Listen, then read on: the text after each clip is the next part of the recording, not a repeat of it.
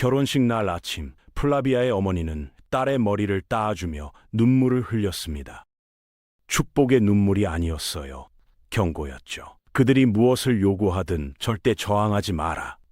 기원 후 89년 로마 제국 19살 소녀가 신부가 되던 날의 이야기입니다.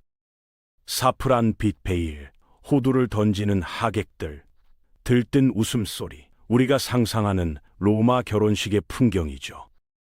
하지만 그 화려한 장막 뒤에는 아무도 글로 남기려 하지 않았던 잔혹한 현실이 기다리고 있었습니다. 차가운 대리석 위를 맨발로 걷는 신부의 등 뒤에 선 7명의 증인들. 그들은 축하하러 온 게 아니었어요. 감시하러 온 거였습니다. 플라비아의 아버지는 그날 아침 딸의 손을 잡지 않았습니다. 서류에 도장을 찍었죠. 로마에서 결혼이란 그런 겁니다. 낭만도 설렘도 아닌 철저한 소유권의 이전. 아버지가 보유하던 권리를 남편에게 넘기는 법적 거래였어요. 신부의 감정은 계약서 어디에도 적혀 있지 않았습니다. 문 밖에서는 이미 소란이 시작되고 있었어요. 성인 남성들이 악령을 쫓는다는 명목으로 외설적인 노래를 고래고래 불러댔거든요. 겁에 질린 10대 신부를 향한 조롱 섞인 웃음이 골목을 가득 채웠습니다. 누구도 말리지 않았어요. 오히려 전통이라며 당연하게 여겼죠. 그리고 마침내 남편 마르쿠스가 나타났습니다. 25살 연상의 남자였어요. 그는 신부를 두 팔로 안아 문지방을 넘었는데 얼핏 보면 다정한 장면처럼 보였을 겁니다. 하지만 그 행동의 뿌리를 알면 이야기가 달라져요. 그건 먼 옛날 신부를 강제로 끌고 들어오던 폭력적 관습이 세월에 씻기고 씻겨 낭만적 제스처로 포장된 것에 불과했습니다. 형식은 바뀌었지만 그 안에 담긴 의미는 단 한 글자도 달라지지 않았던 거죠.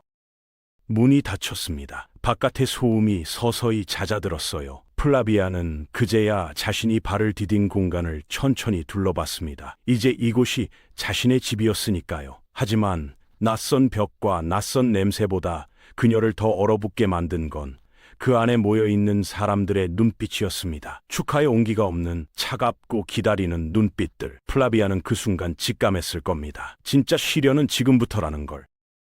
아토리움은 로마 저택의 심장부입니다. 손님을 맞이하고 가족이 모이고 집안의 중요한 일들이 결정되는 공간이죠. 그런데 그날 플라비아의 눈에 들어온 아토리움은 달랐습니다. 따뜻한 환영의 자리가 아니라 마치 법정처럼 차갑게 정돈된 공간이었거든요. 그 안에는 6명이 기다리고 있었습니다. 첫날 밤을 총괄하는 여성 책임자 프로누바, 신의 이름으로 절차를 집행하는 사제, 3명의 여성 노예, 그리고 가죽 가방을 든 의사, 마지막으로 천에 덮인 채 구석에 놓인 목상 하나. 사적이어야 할 첫날 밤에 이 많은 사람들이 왜 모여 있는 걸까요? 로마는 말합니다. 증인이 없으면 아무것도 증명할 수 없다고.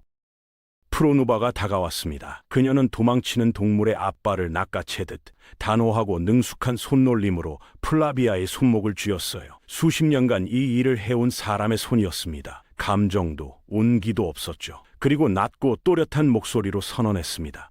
이제 당신은 이 집에 속한다고. 플라비아는 그 말이 무슨 뜻인지 이미 알고 있었습니다. 아침에 어머니가 남긴 경고가 귓가에 맴돌았으니까요. 고개를 숙이고 입을 다물어라. 그게 로마의 아내가 배워야 할 첫 번째 규칙이었습니다. 두 번째도 세 번째도 크게 다르지 않았죠. 로마는 여성에게 선택지를 주는 대신 따라야 할 절차의 목록을 쥐어줬습니다. 그리고 그 목록의 첫 페이지가 지금 막 펼쳐지고 있었어요. 천에 덮인 목상의 정체가 드러나는 순간 플라비아는 숨을 삼켰습니다. 그것은 로마의 신 무투누스 투투누스였어요. 다산과 성적 통과 의례를 관장하는 신이었죠. 조각상의 형태는 그 목적을 오해할 여지가 없을 만큼 노골적이었습니다. 그리고 프로누바는 낮고 단호한 목소리로 명령을 내렸어요. 남편이 접근하기 전에 신부가 먼저 이 조각상 앞에 자신을 바쳐야 한다고. 이 의식이 얼마나 충격적이었는지는 훗날 기독교 시대의 성 아우구스티누스가 직접 글로 남긴 것만 봐도 알 수 있습니다. 로마의 지식인들 사이에서조차 불편하게 여겨졌던 절차였거든요. 그런데 그 불편함을 느낀 사람들도 막상 자신의 딸이 신부가 되는 날에는 침묵했습니다. 전통이라는 이름 앞에서 플라비아의 어머니가 아침에 남긴 경고의 진짜 의미가 바로 이 순간 선명하게 와닿았을 겁니다. 저항하지 말라는 말은 단순한 당부가 아니었어요. 이 의식을 거부했을 때 돌아오는 대가를 너무나 잘 알고 있었기 때문에 나온 말이었죠. 로마에서 신성한 의무를 거부한 신부는 단순히 버릇없는 여자가 아니라 계약을 파기한 당사자로 취급받았습니다. 그 대가는 온전히 여성 혼자 감당해야 했고요. 프로누바는 기다렸습니다. 서두르지도 설득하지도 않았어요. 그저 이 절차가 완료될 때까지 그 자리를 지킬 뿐이었죠. 플라비아는 떨리는 무릎을 안고 천천히 조각상 앞으로 나아갔습니다. 신성한 의무라는 말이 공허하게 귓속을 맴도는 가운데 이것이 단순한 상징이 아니라 로마식 검증의 첫 번째 기계적 절차임을 온몸으로 받아들이면서 플라비아가 조각상 앞에 서는 순간 방 안의 분위기가 미묘하게 달라졌습니다. 증인들이 한 걸음 앞으로 다가섰고 사제는 기도를 중얼거리기 시작했으며 가죽 가방을 든 의사는 자세를 고쳐 잡았어요. 각자 맡은 역할이 있었고 지금이 바로 그 역할을 수행할 시간이었던 겁니다. 플라비아는 그 순간 깨달았습니다.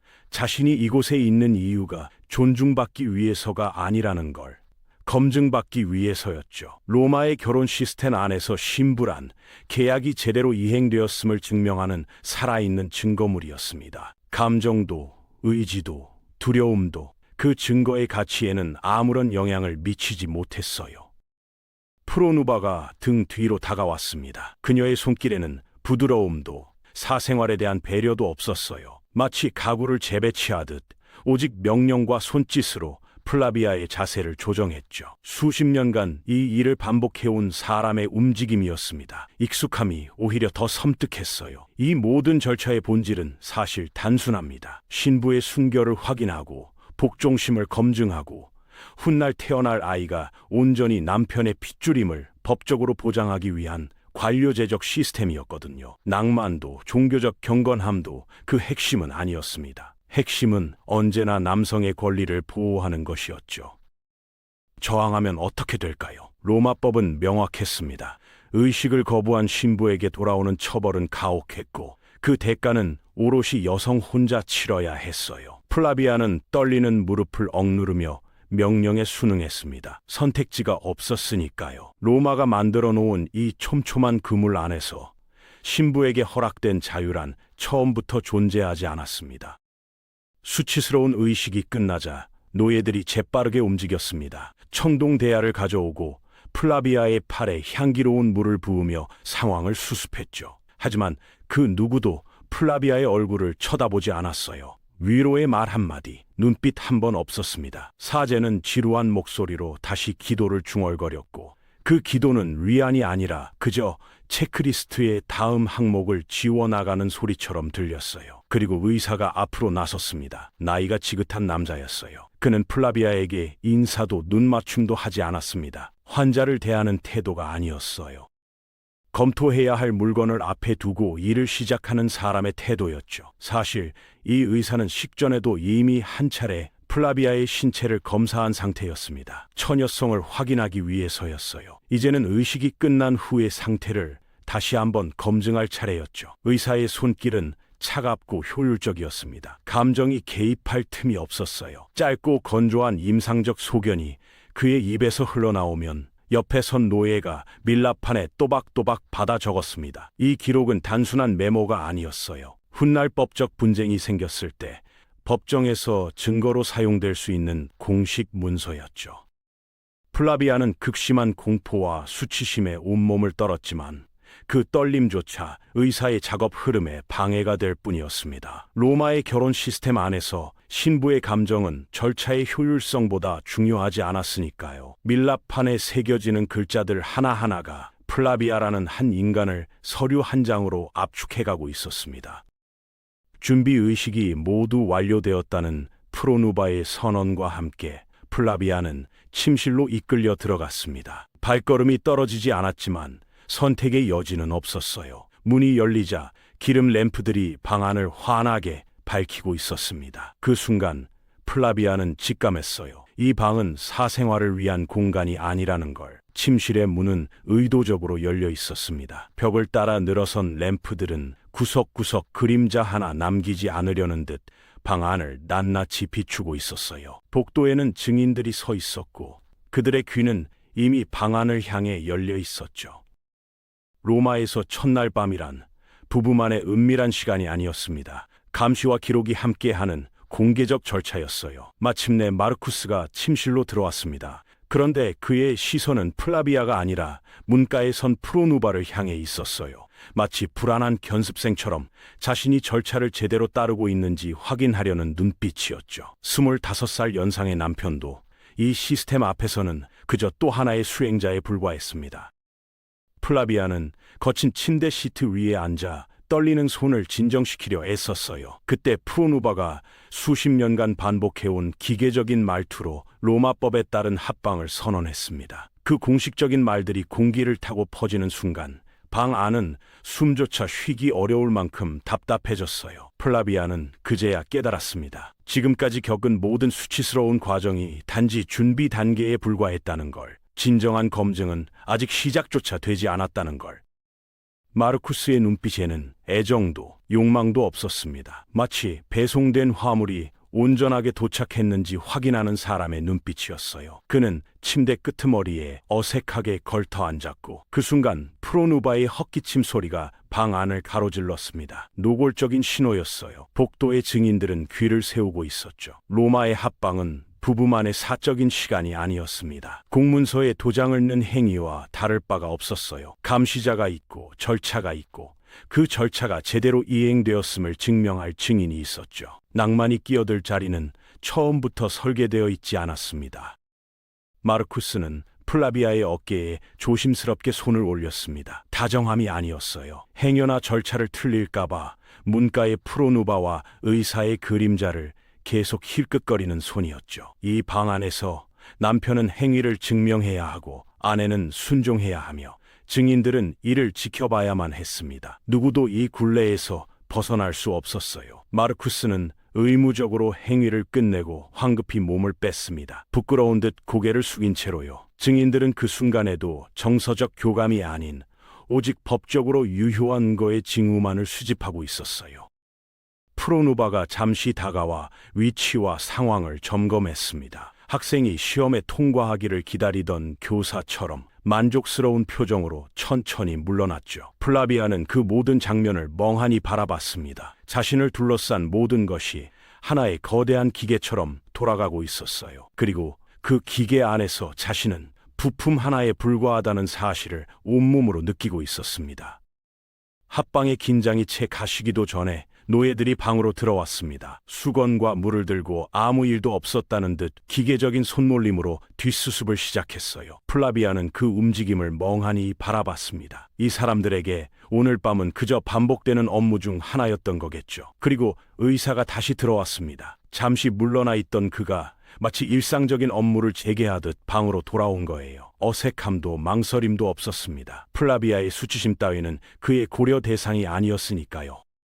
플라비아는 본능적으로 다리를 시트로 가렸습니다. 하지만 프로누바가 길을 비켜주고 의사가 손짓하자 선택의 여지 없이 시트를 치워야만 했어요. 의사가 가죽 가방을 열었습니다. 금속 도구를 꺼내는 소리가 차갑게 울렸어요. 플라비아는 얼굴이 붉어지며 침조차 삼키기 어려운 공포를 느꼈습니다. 의사는 거리를 두는 태도로 신체를 다시 검사하면서 증인들이 들을 수 있도록 짧고 딱딱한 문장으로 상황을 구술했어요. 서기관의 손이 밀랍한 위를 바쁘게 움직였습니다.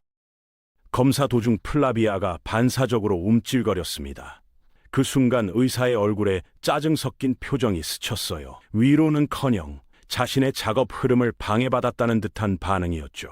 플라비아는 입술을 깨물며 버텼습니다. 저항은 허락되지 않았으니까요. 검사가 끝났습니다. 의사가 짧고 건조하게 최종 판결을 내렸어요. 합방 확인 완료. 복도의 증인들이 고개를 끄덕였습니다. 그토록 원했던 법적 증거가 확보된 거예요. 누군가의 첫날 밤이 그렇게 서류 한 줄로 마무리되었습니다. 의사의 판결이 떨어지자 노예들이 일사불란하게 움직였습니다. 침구를 정리하고 램프 심지를 고르고 방을 원상 복구했어요. 마치 평범한 저녁 만찬이 끝난 것처럼요. 증인들과 서기관이 하나둘 문 밖으로 사라졌습니다. 그제야 마르쿠스가 깊은 한숨을 내쉬었어요. 일생 최악의 의무를 마친 사람의 한숨이었습니다. 마르쿠스는 어설픈 위로를 건넸어요. 내일은 한결 나아질 거라고. 플라비아는 아무 대답도 하지 못했습니다. 목소리가 떨릴까봐 두려웠거든요. 그저 침대 시트를 꽉 움켜쥔 채 그 말이 공기 중에 흩어지는 걸 바라봤어요.